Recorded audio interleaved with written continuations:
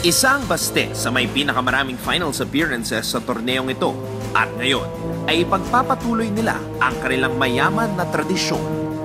Isa sa mga aasahan nila ngayong season ay ang kanilang libero na si Alyssa Eroa. Sa amin po kasi manggagaling yung atake. Pag wala pong depensa maayos, hindi po maset ng ayos. Kaya po talagang pinagsisumikapan po namin maayos yung depensa. Pinaka-target ko po kahit best digger lang. Gagawin ko po siya bukod sa sarili ko para din po sa pangalan ng school. Sasandal din ang Lady Stags sa talino at leadership ni Vera Guillema.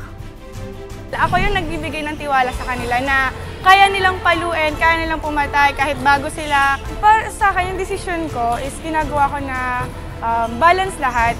Meron naman akong tiwala sa iba kong teammates, saka alam ko naman na kaya nilang maka-contribute sa team. Soltones, popped up by Torres. Panibagong pagkakataon na naman. Musa for the championship! And CSB makes history! Matapos ang epic meltdown ng Lady Stags noong nakarang NCAA season, ay magsasama-sama muli ang core ng team para kalimutan ang nakaraan at harapin ang kasalukuyan.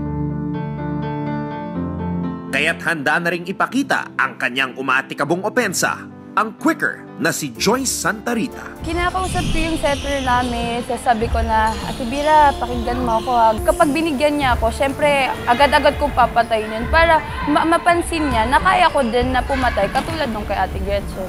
At muling mangunguna sa Lady Stags ang Shakey's V-League 13th Season Open Conference MVP na si Gretzel Soltones. Hindi pwedeng petics lang eh.